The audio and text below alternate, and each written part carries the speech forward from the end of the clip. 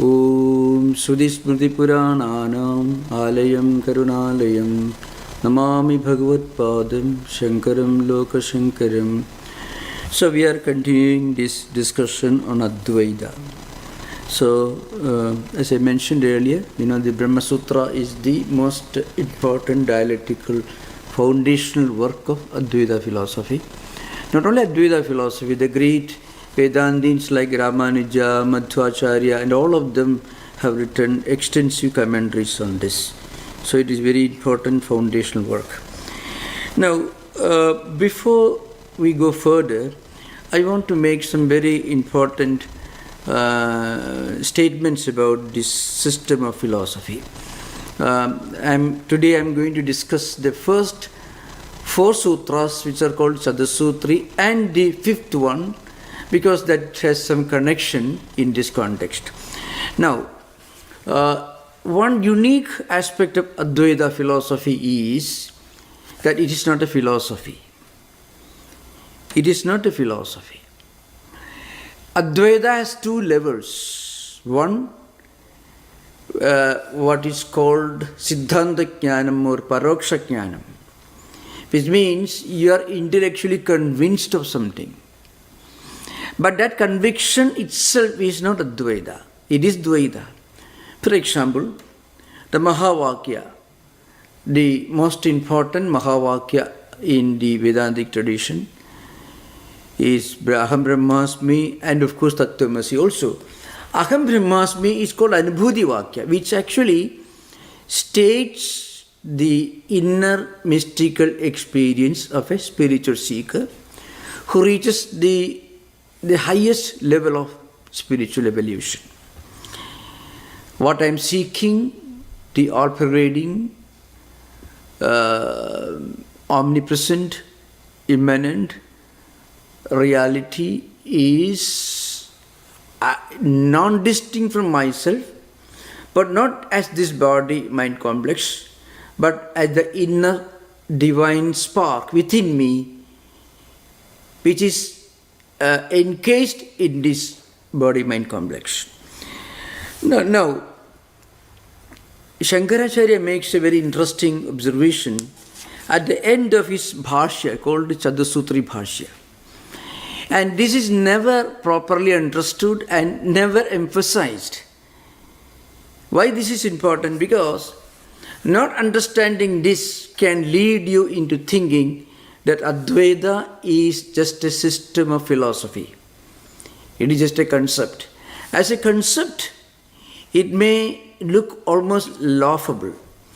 But as an experience, it is something that we cannot discern because it is our own inner feeling and experience. At the end of this Chadasutri Bhashya, I am quoting this important verse, which is very important. Anvishtavya atmavijnanat prak pramaturtvam atmanaha anvishtasyat pramataiva papmadoshadi varjidaha dehatma prityayo yadut pramanatvena kalpidaha laukikam tadudevedam pramanam tva atmanischaya. It's a statement. Now what it means is this. It's a very profound statement. What it says is, the idea that I am the knower, I am trying to know something, there is something that's being known by me, is called Pramada is the knower, Prameya is the object to be known, what is to be known, and Pramana is the tool, the instrument by which you are trying to know something, or the process of knowing. Now, these 3 divisions, that is, the knower, the known, and knowledge, these divisions exist at only Dvaita level. At Advaita level, these divisions do not exist. So what it means is, Advaita is actually a term used to describe an experience which cannot actually be described. So, we all know that the fundamental thesis of Vedanta Advaita philosophy is Brahma Satyam Jagat Mithya Jivo Brahmaiva Napara. Brahman is only reality. This world is only a relative reality. And in fact, Brahman and the Jiva, the individual Jiva, are the same. They are not distinct. They are non-distinct. Now, this is stated as a philosophical dictum, as a philosophical idea. But this philosophical idea is only at the dualistic level or Dvaita level. The philosophical idea is not at Advaita level. In other words, even the greatest Vedantic statement, which tells you Aham Brahmasmi, itself is at Dvaita level. Why? Because Aham, I, Brahma, Asmi. So Asmi is joined together. I am Brahman. In fact, that statement itself is at the Dvaita level. Dvaita level means dualistic level. At Advaita level, even this statement doesn't exist. So what the commentators Shankaracharya says is, so long as you are going in search of something, so long as you are trying to know something, so long as we are inquiring into something, up to that level, it is only Dvaita, because at that time you are Pramata. Pramata means the person who is the knower or going to be the knower, who is seeking something, who is investigating into something, who is inquiring into something in the broader sense. It's called Pramata. So, what this statement says is, I am the seeker, I am the one who is making an inquiry into something, and this is what I am trying to know, what I am seeking to know, and this is how I am going to know. All these distinctions disappear the moment you actually know, in the sense when you actually experience it. So finally, you know what you are experiencing? You are experiencing the fact that what you are seeking is yourself. Now, in that sense, and when you actually realize that what you are inquiring into, what you are seeking to know is non-different from yourself, then that pramata, that investigator, the seeker, finally realizes that the sought, what he is trying to know is he himself, the Atman within. Now, this is an important point, remember. You know why this is important? In Vedantic tradition, there are two types of knowledge. One is called Purusha Tantram, the other is Vastu Tantram. All empirical knowledge belongs to Purusha Tantram, which are relative. For that, you need books, you need different sources of inquiry. For example, to discover the truths of physics, you need some tools. To discover, maybe to understand some philosophical ideas in a book, you need some tools. But what you understand now may be different after some time. Our understanding of perception, this intellectual process, it goes on changing as we evolve further and further. So it is Purusha Tantra, means it depends upon the person and his ability to perceive. It is Purusha Tantra. But spiritual knowledge is not like that. Its ultimate source, its ultimate criterion is experience itself. That's why Srutya, Yuktya, Swanubhutya, books and reasoning are important in all areas of empirical knowledge. But in spiritual life, books, reasoning, not enough. Experience. Sutya, Yutya, Swanubhutya, our own experience. Because when we experience that, then we understand that Brahman is only reality. I can give an example about this. Actually, Brahma Satyam Jagad Mithya. Brahman is only reality, this world is only a relative entity. This intellectual concept can never be really understood unless our own mind evolves. Our own spiritual evolution takes place. Before that, if you tell a person the world in which you are living is unreal, he will laugh at you. He may realize that everything in this world is changing, and for that reason, things in this world are not absolutely real in the absolute sense. He may understand intellectually, but in his real life, he will not be able to translate that intellectual knowledge into emotional common sense. Why? Because the person has now reached a level of evolution, and that evolution alone can really enable him to understand the world in which we are living is not actually perfect. You can take an example from our own life.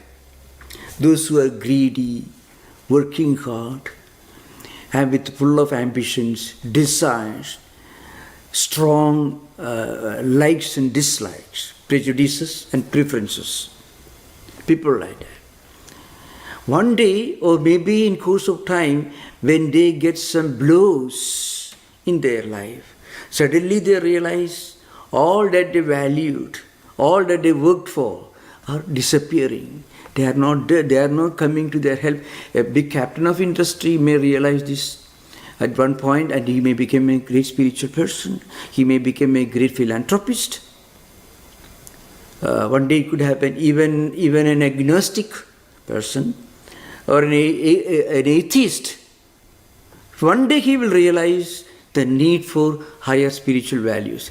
If you convince him, you can never really, if you try to convince him, you can never really convince an atheist and agnostic. In fact, in Indian philosophical tradition, there is a very elaborate system of material philosophy. It's called Charvaka Lokayatikas. They were highly intellectual and dialectical. So, if you, even today you can see a bit of a joke in most of the debates taking place, not here, but much more in Europe, between great agnostic scientists and philosophers on the one hand, and some of them were called social critics also, and the great church leaders. In most of these debates, the church leaders perform very, very, very badly. In most of these debates you find it is the agnostics who actually finally win the debate, because they have more tools in their hands. They can use the tools of dialectics and reasoning much more efficiently, much more effectively than a poor churchgoer. Even the great bishops and archbishops are no match for some of the extremely learned and intelligent, articulate agnostics and atheists. Because the church leaders, or even Indian philosophers, Hindu philosophers also, they don't have the backup of experience. And again, they are trying to convince people who are not mentally evolved enough to understand what they are being told. So unless we evolve spiritually, you will not understand even the philosophical implications of Advaita philosophy. So Brahma Satyam, Brahman is only reality. This world is actually unreal. This is something that we can only understand through experience as part of our own spiritual journey. That's why Shankaracharya says, read scriptures, use your reasoning, but you won't understand it unless you experience. And how do we really experience? For that, in the Brahma Sutras, that's why the beginning, Adhado Brahma Jignasa, at the beginning, the first sutra itself, Bhashyakara says, you need 7 disciplines, and then read scriptures, then listen to great statements, then only you will really be convinced of what you are doing. The Upanishads may teach you. There are hundreds of different types of translations. People are reading Upanishads, but all those who read Upanishads are not actually convinced of the truth of what they are reading. They are at different levels of conviction. So, it says, 4 disciplines, that is Nitya Anitya Vastu Viveka, Ihamutra Bhalabhoga Viraga, Samadhi Shaka Sambhati, Mumukshuttam, Sravanam, Mananam, Nididhyasanam. 7 disciplines. First one is, first of all, we should know that everything in this world is not everlasting. Again, an intellectual conviction is not enough. A laboratory-based conviction is not enough. A library-based conviction is not enough. But rather, in our own life, when we practice certain values, we understand the impermanence, the emptiness of many things in this world that we normally consider to be very, very precious and important. And then we also develop a sense of giving up all the unnecessary worldly things. Rather, we start looking for something more meaningful, more precious, more important. And then that slowly brings a kind of inner poise, self-restraint, self-control, contentment, a kind of evolution. We start practicing higher values. And then along with that comes this strong urge for the spiritual enlightenment. It's called Mokshuttam. And then we may go to a library. We may not be interested in reading thrillers. Rather, our mind will straight go to a book that talks about higher spiritual values. So it's called Sravanam. Mananam, then our mind ponders over all this.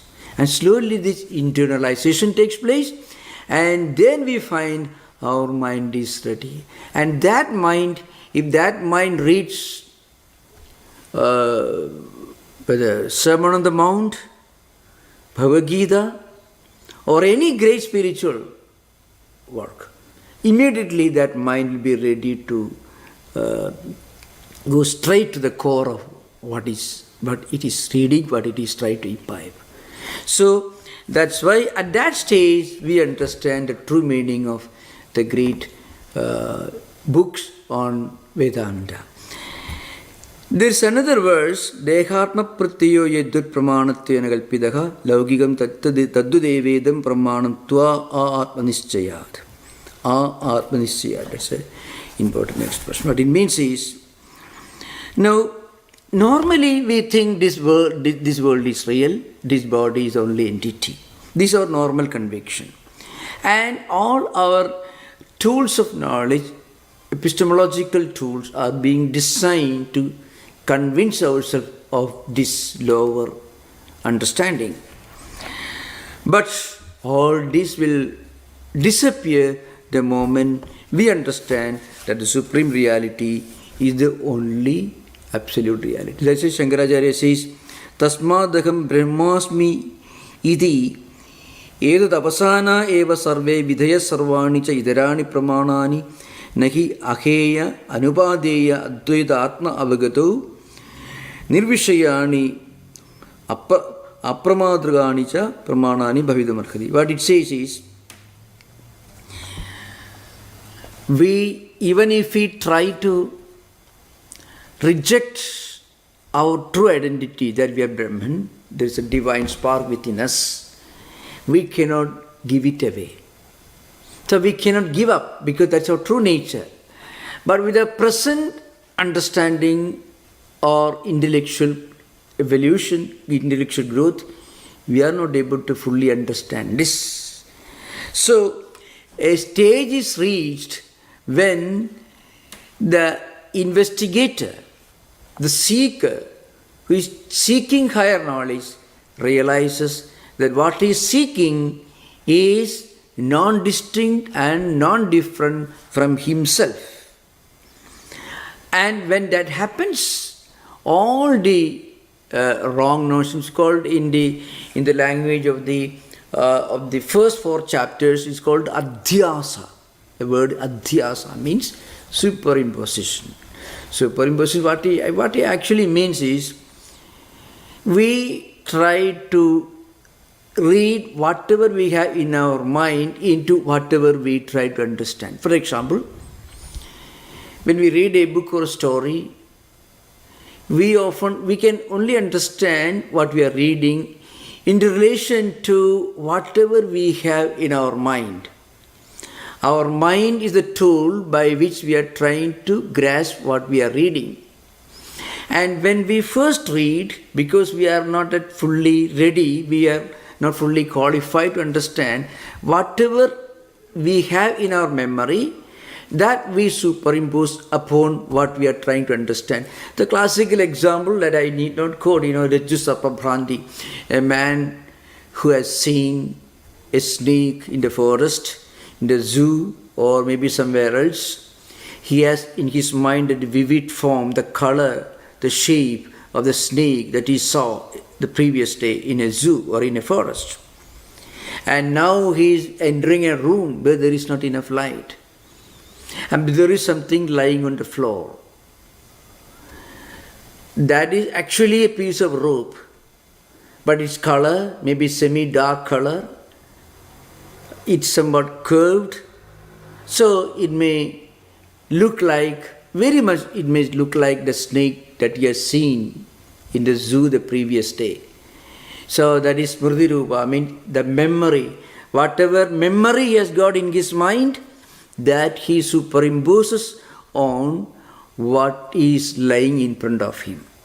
So he is not able to really understand that it is a piece of rope. Rather, what he has in his mind, that he superimposes upon what he sees in front of us.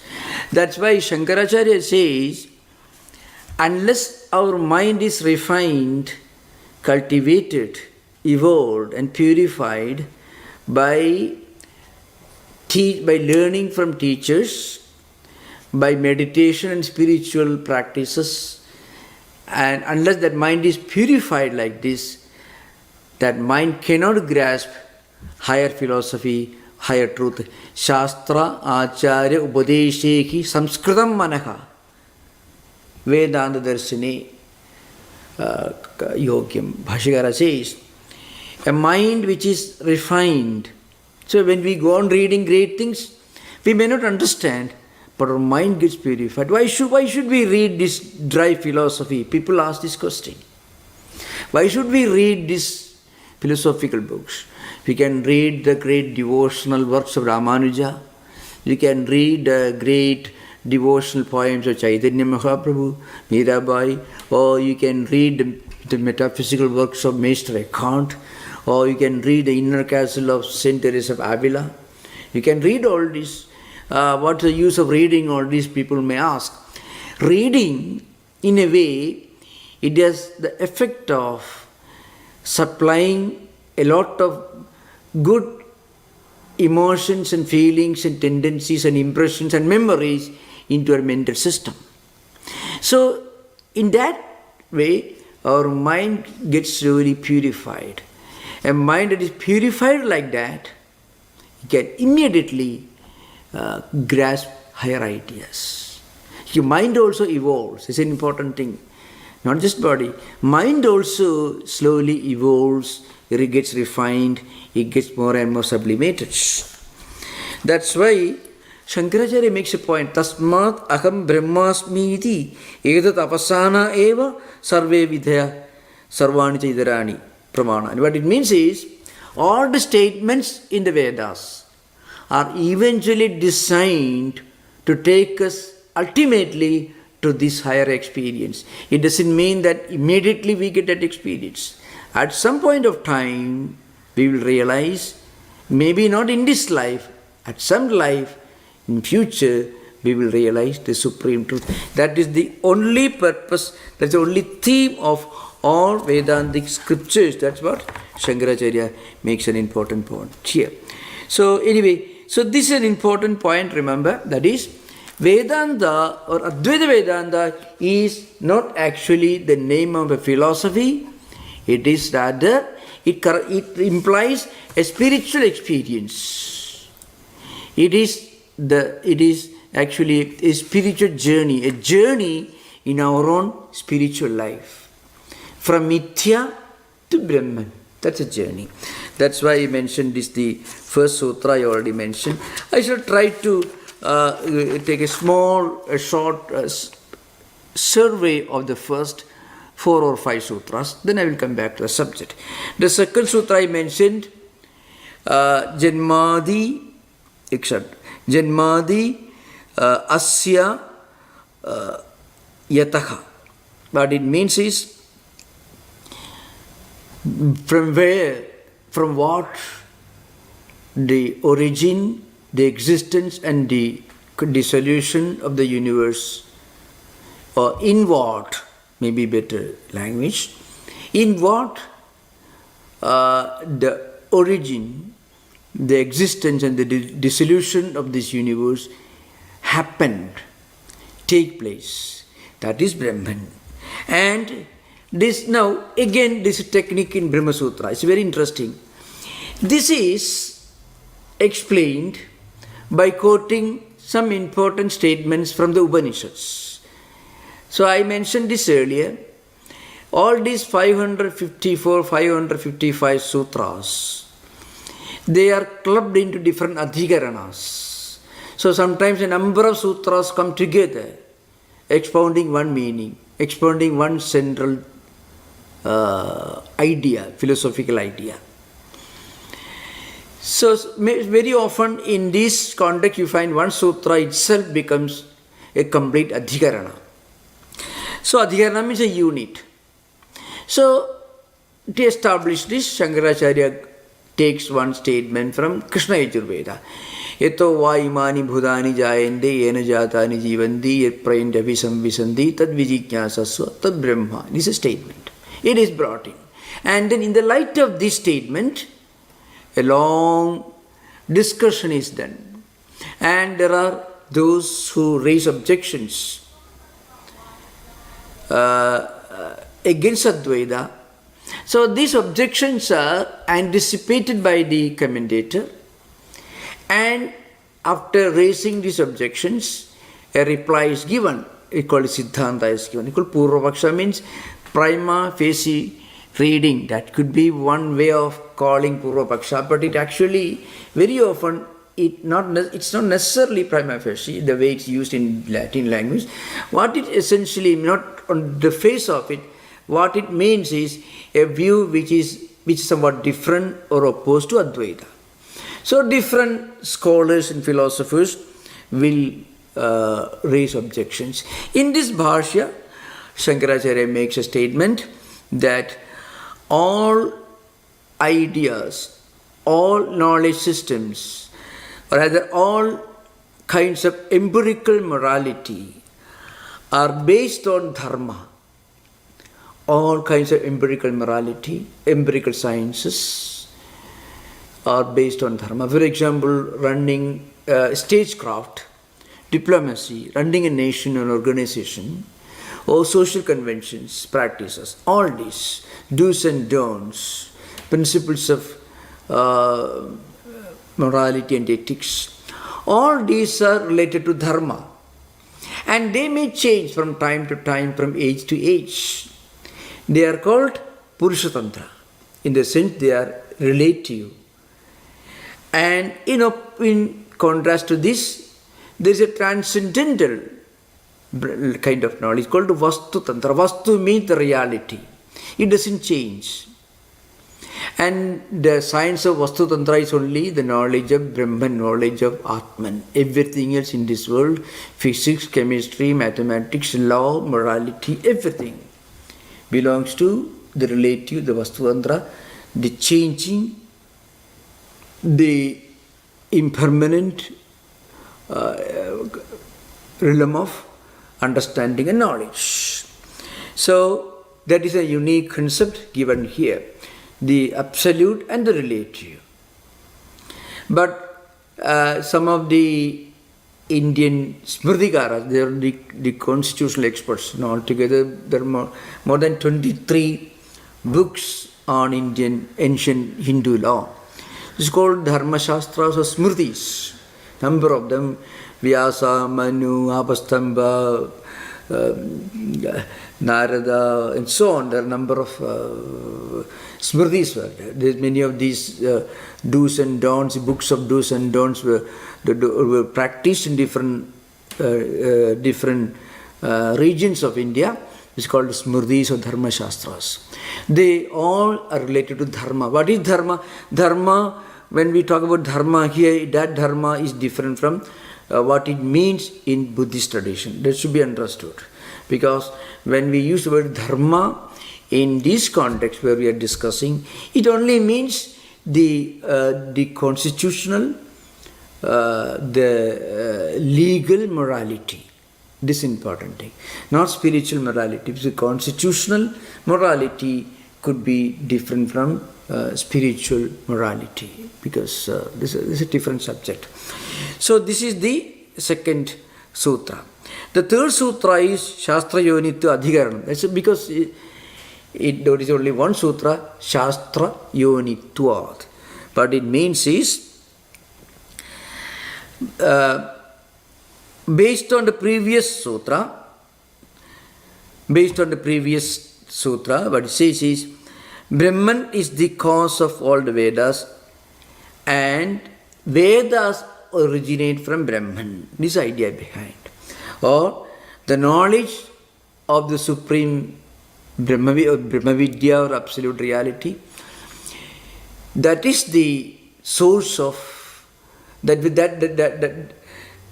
is the ultimate knowledge, but it is based on, or it originates from the supreme truth, Brahman. That's the idea behind. And then we have the fourth sutra, which I already mentioned, Samannaya Adhikaranam, Tattu Samannayat, which in a way tells you that the central theme of all Vedic and Vedantic statements is to establish the Advaitic truth of oneness and unity of existence. The oneness and unity of existence in a spiritual sense. And in such sutras, in the commentary, you find something very interesting. A big discussion is done. Frequently you come across similar discussion, but not the same level of intensity in some of the dialectical works of mostly the Immanuel Kant. You find the Critique of Pure Reason, but only reference to pre-Kantian thought systems of Britain. Because Kant is the Critique of Pure Reason is supposed to be in some ways similar to Brahma Sutras, because references to all the previous schools of philosophy and is establishment of the transcendental truth. But here you find, for example, there is a clash of two different schools of ancient Indian philosophy, Mimamsa and Vedanta. Mimamsa means Purva Mimamsa. Its original teacher was Jaimini, who wrote a number of sutras, thousands of sutras. Adhado Dharma Jijnasa, the first sutra. I mean, he was inquiring into the nature of dharma, which is a relative value. In a modern English, we can say something relative value. Brahman is the absolute transcendental value, we'll say. Now, in this, for example, to give an example, the commentator, he refers to some of the views expressed by the great Jaimini, the ancient teacher, in his own books, Jaimini Sutras. And of course, later, Prabhagara and Kumarila Bhatta. Kumarila Bhatta wrote well-known books of Tantra Vartikam and Sloka Vartikam. So, important canonical works in the Mimamsa tradition. So, Mimamsa philosophy means philosophy of ritualism, which tells that the only purpose of Vedas is to teach you to perform certain rituals designed to make you happy and prosperous in this world and also in your next life, that is in heaven. So live a happy life in this world and live a happy life in heaven after death. To enable this, you should perform certain rituals. There are 14 types of rituals, that is Sapta Havir Yajnaha, Sapta Soma Yajnaha. 7 types of rituals which involve offering Havi in the fire, sacrificial fire, and 7 types of rituals called Sapta Soma Yajnaha. Now, according to the philosopher of ritualism, the ritualistic philosopher Jaimini, according to him, if there is any statement in the Vedas which doesn't directly ask you to perform a ritual to obtain wealth and prosperity in this world and in heaven, if there is any statement which does not include an injunction asking you to perform a ritual, that statement is invalid, that statement is insignificant, it has no value. That means to qualify the status of a meaningful statement in the Vedas, that statement should ask you, go and perform this ritual, then you can go to heaven. This idea behind. Just let's start a business, you can make profit. Do this, you can get this. So, if you find any statement in the Vedas which doesn't ask you to perform these rituals, then that statement has no value. And rituals were normally performed by householders only. Wife and husband, Sagadharmani and Yajamana, sitting in the sacrificial place with a number of priests representing all the 4 Vedas will come and perform certain rituals. Rituals were long life, healthy life, prosperity, children, wealth, and so on. So, for example, Jaimini says, Amnayasya kriyarthatvad anarthakyam adadarthanam. So, Amnaya is actually a word in Amnayade Udishri Dharmanayana Amnayaka. That is this Mimamsaka's definition. Anything that lays down an injunction related to the performance of dharma, that is Amnaya. So the word used by Jaimini to refer to Vedas. So Amnaya is a Kriyarthata. Vedas are Kriyartha, means it is meant to teach you some rituals, which again are performed just for material prosperity. And therefore, for that reason, adadarthanam anarthakyam. For any statement which doesn't involve this clear instruction and injunction to perform ritual, if there is statement, it has no meaning, it is absolutely meaningless. This was Jaimini's statement. Now you can imagine, if a Shankaracharya had not appeared in the 8th century AD, and if Jaimini's views prevailed, then there will be no Vedanta philosophy at all. The entire corpus of the Vedas would have remained practically meaningless and insignificant. You can't expect Schopenhauer reading the Upanishads and getting excited. You can't expect a man like Max Muller suddenly, or Aldous Huxley, could read only translations, reading all this, suddenly growing a beard, going to Rishikesh and Haridwar, walking around. If you go to Rishikesh and Haridwar, you find many of the bearded white men. They don't know Sanskrit, but there is something on Upanishads, and they see some association with the Himalayas and what they studied, what they learned from the Upanishads. Some higher transcendental spiritual idea. Now, this would not have happened if Shankaracharya had not written commentaries, because Jaimini's verdict is purely empirical. Purely empirical.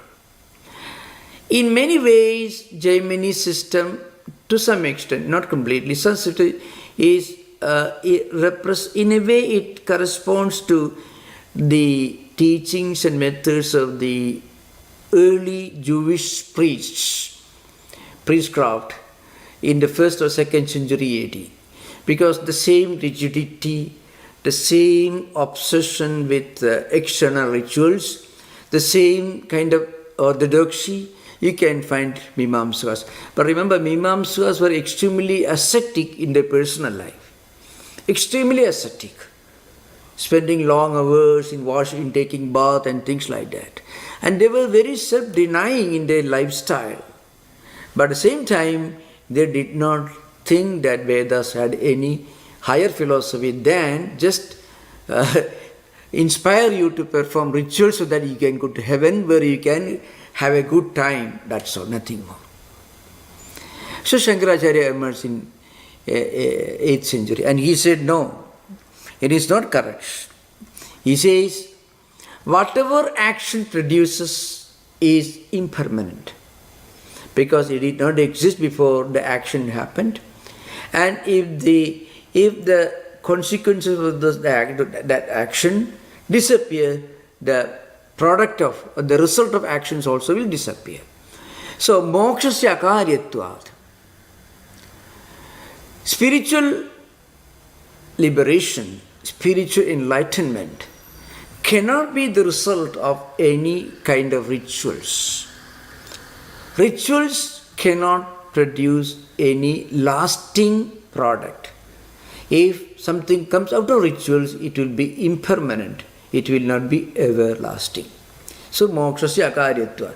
Moksha or spiritual liberation, enlightenment is not the result, a product of any action or anything. It is by nature, it is always there. If there was no Atman within you, you cannot realize Atman. Actually, we are removing all the unnecessary things, all kama, krodha, all the wrong emotions and feelings. When we are purifying our mind, we are cleansing our mind of all unnecessary things. Then our true nature comes out. The true nature was there within us.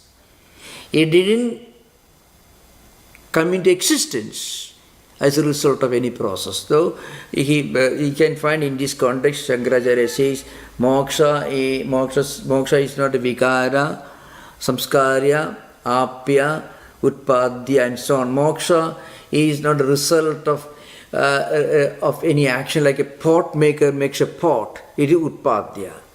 Or a goldsmith makes an ornament from gold. Goldsmith is the efficient cause, nimitta karana, and or a pot maker makes a pot from clay. Moksha cannot be made like that. Or not samskarya means if you mix, if you purify seeds, oil seeds, you get oil. So like that, from oil seeds you get oil. So moksha is not a samskarya. And then it is not apya, from one place to another place. Grama, gramandragamana means apya means you go from one place to another place. That kind of moving, moksha cannot be made like that. And then it is not vikarya. If you mix curd with milk, if you mix buttermilk with the curd, milk it becomes curd. It is vikarya. Vikarya means change. It becomes something else. In chemistry, they mix together to produce something new. It's called a change, sort of changing the structure of things. Moksha is not the result of that. It is in itself.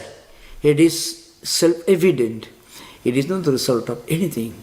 It is Swayam Prakashka. It is there within us. When we bring light, we understand it is not snake, it is a rope. The light did not produce the rope. Even if you don't bring light in dark, semi-darkness, if you go on crying, it is a snake, it is not going to be snake. The snake didn't go anywhere. because there was no snake to begin with. Like that, when we practice spiritual disciplines, prayer, meditation, reading, slowly our mind evolves, called chitta shuddhi, means purity, purification of mind.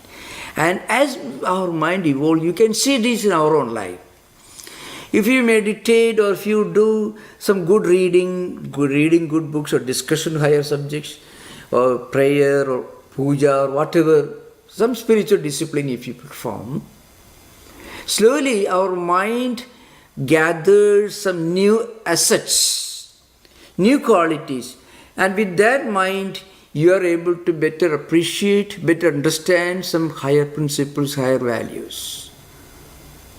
Because our actions have the effect of purifying, of also the opposite also true. It can also bring a lot of impurity. Wrong actions can produce a lot of impurity. That's why, there's a statement, if you appreciate a good person, that good person's good qualities come to you. If you dishonor a good person, some of the bad qualities that person may have will come to you. If that is so that's interesting. If you honor a good person, appreciate, oh, he's a wonderful person. He may not know about it. That man may be living somewhere 10,000 miles away. You sit in your room, sit there, oh, wonderful, he has done a wonderful thing. That person may not know that you are appreciating. But the silent mental appreciation will have a positive effect in your own mind. So, the opposite also is true. There is a statement, sammana hi tapakshayaka, asammana tapo vruddhi. So if you go on honoring a great man, a holy person, the holy person, some of the holy person's good things will come to you, transfer to you. So he will lose it. That way, sammana tapakshaya. His tapas will come down. He will lose something. And if you insult him, asammana, then your own good things, if you have something good, that will go to him, and his negative things will transfer to you. Now, this may sound a bit ridiculous or maybe beyond understanding, but we can test ourselves. If we go on saying good things about great persons, you find suddenly one day our own mind changes. That's the idea behind. What it shows is, Shankaracharya says, any person can start his spiritual life in the direction of Advaita any day, any moment. There's a moving train in front of you. You can step into the train. And once you get into the train, one day, if not in this life, of course, Vedanta and Buddhism will tell you maybe after a few hundreds of life cycles, you are bound to reach your goal. The train is bound to reach its destination. So, at that point, slowly we understand the essence of Vedanta. There is, of course, the fifth sutra, if this is Adhikaranam, it is called Ikshati Adhikaranam. Actually, it comes from the Vedantic statement, Tadaikshada bahusyam prajayedi tat tejo asrijata, etc. So, it's an interesting example of the dialectical conflict, the dogfight between philosophers. One may ask this question in modern times, why should we worry about the philosophy, all this?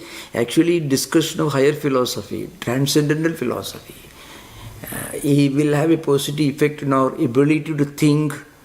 It can sublimate our mind, take our mind away from the petty things around us. So philosophical discussion is very good. It's bad. I would always say better to read Aristotle if possible instead of reading a thriller. A thriller can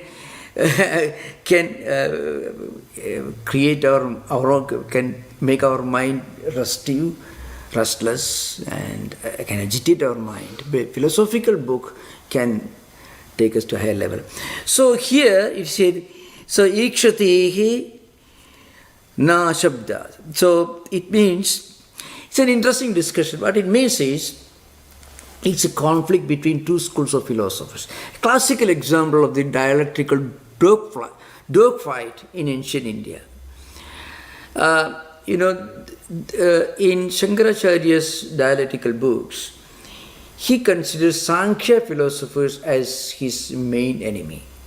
Because the Sankhya system has got certain concepts which can come very close to Advaita, but in a very disturbing manner.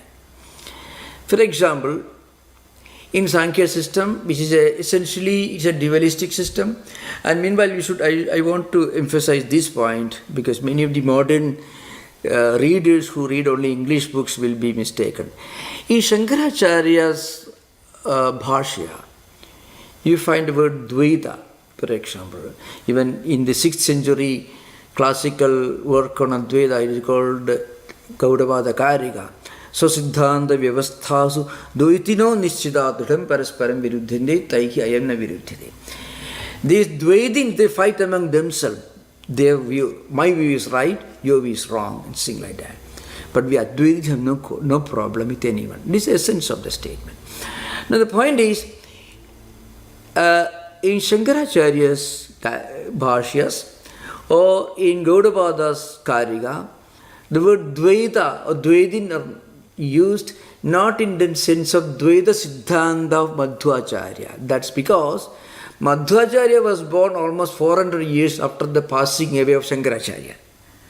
So Madhva Siddhanta, called Dvaita Siddhanta, Panja Bheda Siddhanta. It's an important statement in the Dvaita tradition. So when Shankaracharya talks about Dvaitins, he is not talking about Madhva Siddhanta or Madhvacharya Dvaita Siddhanta. Because Madhvacharya came almost 400 years after, 400 years after Shankaracharya's time. He is talking about Sankhyas. And the Sankhya philosophers are referred to in this 5th sutra. The sutra it refers to one statement in this in the Chandogya, that Aikshada Bahusyam Prajayedi, etc. That absolute reality, it looked around and thought, well, I should become many. It is a description. Anyway, I will go into the next subject, next class. So the point is, this is interpreted by Sankhya philosophers as a vindication of their own Dvaita philosophy. Because Sankhya philosophy is a Dvaita system, and they believe in two permanent absolute realities, which is a contradiction in terms. Prakriti and Purusha. Prakriti is Jada, it has no effulgence, it is Jada means it is devoid of effulgence or Chaitanya, consciousness. Purusha is as consciousness, but Purusha is inactive. So everything in this world is evolved from Prakriti, which is called Pradhana. In the Sankhya system, called Pradhana. So they interpret this sutra in the light of Pradhana, and they say that Sa Isham Chakre Sapramanasya Jataka, etc. They say that this Ikshitritvam, I mean the ability to look around, it refers to Prakriti. Bhashyakara says, in your system, Prakriti has no life. It is Jata. It is unconscious, unconscious entity. How can it do this act of looking around? How can it be the source of the whole creation? The source of the entire evolution? So, and then this subject, this discussion continues. There are two contradictory schools of thought with regard to the relationship between cause and effect in the Sankhya system and also in the Advaita system. Advaitins believe that Brahman doesn't really undergo evolution. It is not parinama, it is only vivarta, means it appears to undergo change is called vivarta, and Sankhya philosopher will tell you that it is really undergoes, this pradhana undergoes evolution, and as a result everything, all this universe comes into existence. It's a different theory. Anyway, so the fifth sutra is a classical example of an idea is taken up and two contradictory views of two opposite schools of philosophers brought in, and Advaita is established. So it's a very interesting intellectual game for us to read. After all, it gives you a sense of intellectual vigor, philosophical vigor, which I believe in this modern IT age we require. Not only this the fleeting, changing systems of knowledge, but also some profound philosophical concepts also may be the need of the day in our times. Thank you. So anyway, I just gave an introduction to Brahma Sutras, and I will take up some important aspects of this as a text in the next sessions. You can have interaction. You're most welcome. Yeah. Swamiji, this is Yogesh. Can I ask a question on Adhyasa? So when Shankaracharya defines Adhyasa, he says it's something previously observed by way of remembrance, right? Yeah. And so my question has to do with respect to the scope of that previously observed.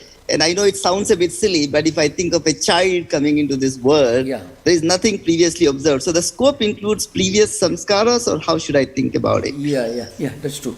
So, in fact, this subject actually is discussed elsewhere in Brahma Sutta. But in the Sutra itself, there's a brief description, Smriti Rupa. That is the definition given to Adhyasa. Smriti Rupa. So actually it comes in the form of memory. So what the Adhyasa in the context of serpent and snake, the rope and snake, can also be understood in the light of the natural spontaneous tendencies found in small infants as soon as they are born. A baby, after some months, maybe 1 year, begins to behave in a manner. I think maybe it takes just about a year when the baby becomes an individual entity. It has its own taste and temperament. So, in what direction a child's mind goes without any effort, that shows, that can give you a glimpse into the child's previous samskaras. The Smriti Rupa, in the Adhyasa Bhasha, Smriti Rupa is the word used by Bhashyakara to define Adhyasa. In a way it is true. See, for example, when we go to a temple or any holy place, and when we hear for the first time some higher ideas, and we may not have heard those ideas earlier, and you feel a sudden, inexplicable attraction we feel drawn into that again. And if we don't go there again to renew that kind of acquaintance with some higher ideas, we feel restless. It shows a mind which has already acquired some samskaras in the past, and that mind is looking for more of the samskaras which it has already stored in the mental system. We often look for what we already have acquired. This is an important thing. Unless you have some artistic taste from the past, you will not be able to be drawn to as a great painting or music. Impossible. Or maybe after some years it could happen. And according to, in the Bhashya, in the Brahma Sutta this way, Tadandara Pradivattu Remkhadi Samparishuktaha Prasna Nirupanabhyam. This is an important sutra which actually describes the dynamics of the soul's journey from one body to another body. Tadandara Pradivattu Remkhadi Samparishuktaha Prasna Nirupanabhyam. So Bhashyakara goes on actually, Tadandara Pradivattu Dehantar Pradivattu. That means when when a person dies, he is attaining deha, another body. And then whether he's going his next body, whether he is accompanied by his sukshma samskaras, emotions, feelings, or not. This is a discussion. It's a long discussion. Siddhanta says every person, when he leaves his body and when he takes up another body, is accompanied by his previous samskaras. Sukshma bhudehi alingitaha. That's Remkhadi means Getchadi, the Bhashya statement. So the point is, it comes later, maybe in the first dhyaya, third pada, somewhere it comes much later. So the point, what it means is, it goes in search of certain things which is already gathered in his mind, in the mental system. It is true. If you have acquired a lot of tendencies and samskaras related to music, and if you go to, let us say, some foreign country tomorrow, and if you are really a great connoisseur of music, you will be looking for some places where music concert is going on. If you are a painter, you may perhaps, if you get one day off, you may go see an art gallery. Or if you are a football fan, whatever kind of football, it could be American football, European football, whatever it is, you may be looking whether there's any matches could happen next one week, because you have gathered in your mind. The same thing is happening when a person leaves one body after death and going to another body. Those parents also have acquired certain qualities or samskaras to deserve somebody like the new person to be born as their son or daughter. So often concordance. Now one may say this is some kind of cock and bull story based on Buddhistic or Hindu or Jaina traditions, but the point is, this is a way of analyzing the dynamics of human temperament, the sheer diversity of human temperament, taste and temperament, can only be explained in the light of this concept.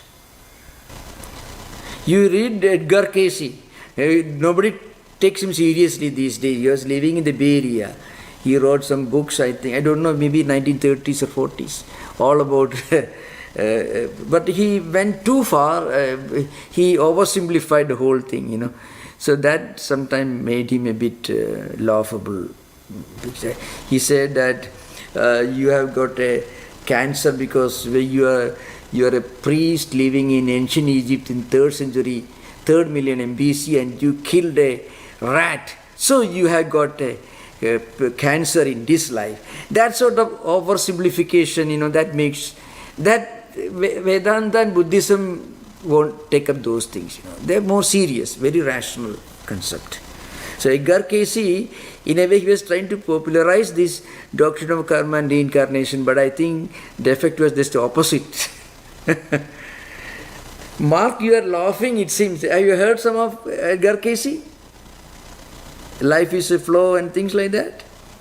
Yeah. I've read some of his books. They're very interesting, but they're kind of outdated. And I think what you say is he went too far. He went too far, and he tried to please people. Suppose you go to him and ask him questions about the previous life. He will tell you, you are Napoleon Bonaparte in previous life. You won't deny, I was not Napoleon Bonaparte. He's a great man. So if somebody tells you you are Alexander the Great in the previous life, you are not going to deny the possibility. After all, if there is a chance, you would rather be an Alexander the Great. At least Edgar Cayce, you give him $100 extra for that kind of statement. So it went too far, and often it had the opposite effect. That's what I was told. I don't know, because, okay, thank you. I have Swamiji, namaste. Yeah, most welcome. Ranjit. Yeah. So you said, so as one learns Advaita, there is this some kind of confusion in the sense that why should anybody do any karma at all because of Advaitic principles and all that. So, but from today's lecture, you kind of mentioned that for all the practical purposes, you said that Aham Brahmasmi itself can be understood only from a Dvaita perspective. So, for all the practical purposes, one would live in a Dvaita world and one would aspire to evolve to an Advaita understanding. Is that what? Is that way one should understand? I mentioned earlier, Advaita is really not a matter of intellectual conviction or a philosophical idea. Basically, it's a matter of inner experience. And not only that, the greatest of saints, they do not remain inactive. It's an important thing. That's again the wrong notions created by this wrong idea that Advaita is the name of a concept. So if you can say, if you believe in some kind of ideology, you believe in capitalism, so you are called a capitalist. It's not that sort of thing. Or if you believe in, you are read Kant, you are called a Kantian. If you are a utilitarian, whereas nothing of the kind. Advaita is essentially a matter of inner experience. And not only that, after reaching the Advaitic experience, also the great teachers, they work in this world, they behave as normal human beings. The only difference will be that the world will not shock them as it shocks others. That's all. So Advaitins do not remain insensitive or inactive or passive. Sometimes they were even more active than others. The only difference is nothing in this world, the good or bad, will have a lasting effect on them. They will be able to look at both with an equanimity of mind. That equanimity of mind is the only thing that actually distinguishes a great jnani from others. Jnani also works harder than anybody else, takes care of things. So he also will drive a car, he will to go to office, do his work, everything. Only point is, when something unpleasant happens, it can be shocking to a normal person, to somebody. But those who have, even if you read the book, suppose you read books on Advaita, and if you are familiar with the idea the world is not permanent, is impermanent, the idea can help you when, so suppose one day you get news that you have your job will take you somewhere else which you don't want to go, or you lose your job. You know very well that losing job is part of the game of life. You may get a new job within a month, a better job. It can happen. So this wisdom frequently doesn't occur to many people. But if you know Advaita, the philosophy of Advaita can have a very, very, very practical use in our everyday life, in dealing with everyday problems. That's the idea. It's pure common sense. Pure Advaita is pure common sense. It's not a philosophical concept at all. In the Ramakrishna order, there was a great Swami Adbhutananda, Sri Ramakrishna's disciple. He did not know much Sanskrit and didn't read any of the books, but he was living in that Advaita consciousness. So, essentially it's a matter of inner experience. Okay? Wrong concept among people. Let's say mithya, the word mithya, they don't know. People don't know. Advaita is so highly misunderstood. So highly misunderstood, Advaita. Yes, Swami, I have a question. You mentioned that before Shankara, the only people who interpreted the Vedas were ritualists, but that they were ascetic. So it's, I'm curious. Yeah. So they lived, I mean, if they embraced asceticism and yet they wanted to go to heaven, it seems contradictory. I know. That you are a very natural question. I tell you, many of these Mimamsakas, called ritualists, they used to take bath many times a day, doing a lot of fasting, self-denial, certain food they won't take, and whole night performing rituals and so on. In that sense, they were very ascetic. At the same time, they they believed in long life, in generating wealth, big families, marriage, large number of children, all that they believed. They were ascetic in this respect, taking several times, they bathing and then performing their rituals for a long time. The classical example, how Shankaracharya himself met his most prominent antagonist, who was a ritualist, Mandana Misra. She was a small, maybe he was perhaps 15-year-old or so. He appeared in the presence of this Mandana Misra, who later became his disciple, Suresh, a big disciple. So he appeared in front of him, and he was performing a ritual with his wife. So seeing a monk is inauspicious for a worldly minded ritualist. Seeing a monk is an auspicious thing for a philosopher. But a monk who has denied, who has given up all that I am looking for. Mandana was an old man. So Shankaracharya appeared.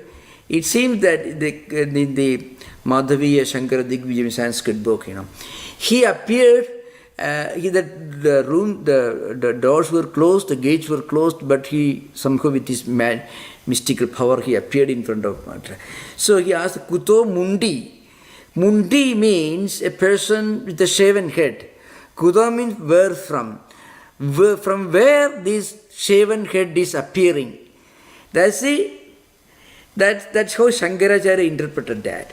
What Mandana meant was, you shaven-headed fellow, where are you coming from? But Shankaracharya interpreted, where is the shaven head coming from? So Shankaracharya said, Agalat Mundi, the shaven head is coming from the neck. The youngster replied. And then the old man said, no, Pandhate Pruchade means, I was asking about the road that you took to reach here. So it can be, it is actually passive voice called Karmani Prayoga. It can also be interpreted as, the road was asked this question. So like that. So there is a retort, and that's how it all began.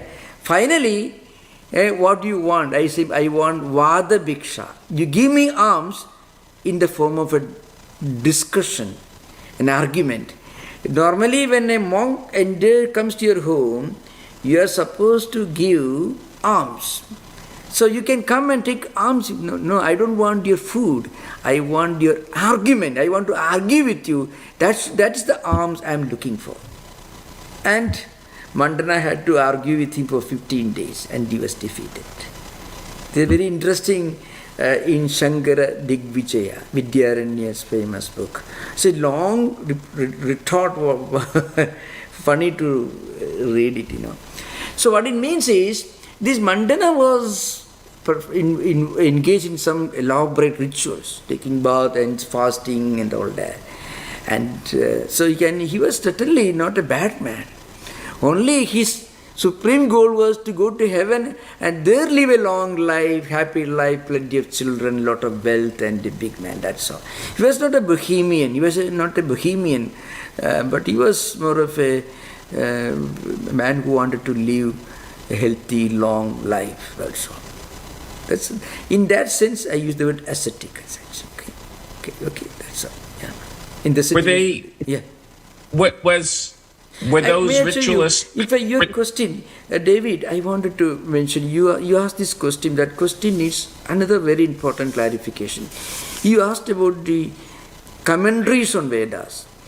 Remember, before Shankaracharya wrote commentaries on the philosophical portions of the Vedas called the Upanishads in 8th century, there were many commentaries on various parts of the Vedas, right from 6th century BC, 9th century BC up to 7th century. The first important commentary was by Skanda Swami, who wrote commentaries on a large portion of Rigveda, all ritualistic commentaries. Ritualistic.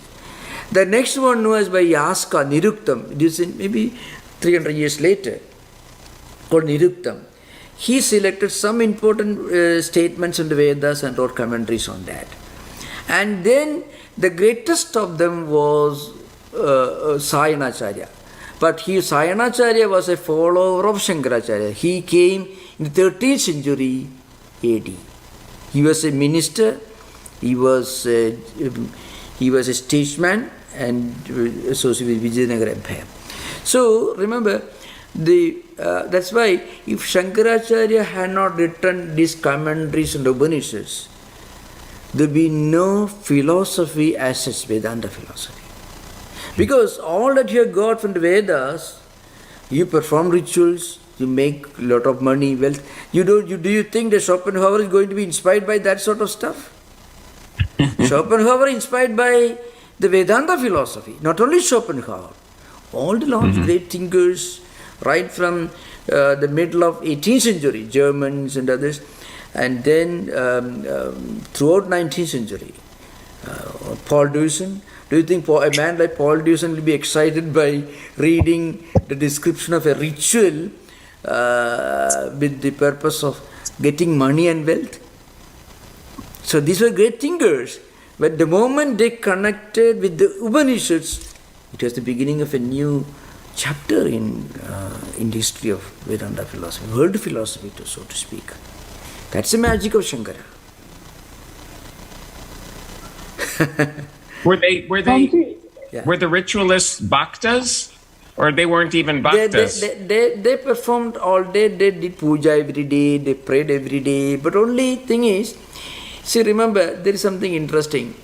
They were not just performing rituals alone. They also were praying the deities. But as a philosophy, they believed that Veda. In fact, some of my ancestors were great Vimamsakas.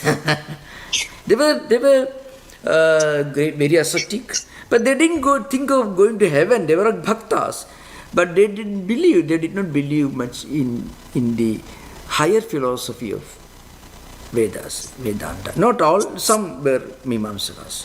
Good number of them. Shankaracharya's father himself was performing all rituals, In fact, I tell you another thing, only great ritualists became great Vedantins. All the great Vedantins, they came from families where they performed Vedic rituals, because the practice of Vedic ritualism was responsible for the preservation of the Vedas. They were the ones who memorized the Vedas. Remember. And when they memorized the Vedas, what they memorized also included the Upanishads.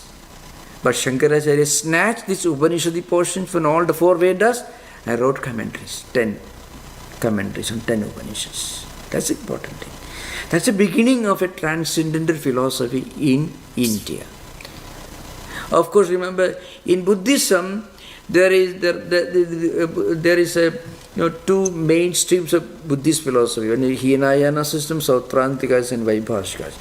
Then Mahayana system, Shunyavadins and Vijnanavadins. In the Vijnanavada system, there was a school of philosophy called Ale Vijnana and Pravritti Vijnana. Some of the Vijnanavada philosophers also had ideas not very different from Advaita. Some ideas were very close to Advaitic ideas. But Shankaracharya took everything from everywhere and built up a huge edifice.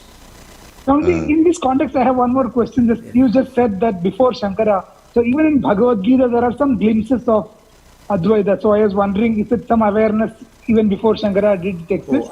Not only Gita, the Veda also Advaita is there. All the 4 Vedas have got Advaitic ideas. These Advaitic ideas in the Vedas were interpreted by a ritualist in ritualistic terms.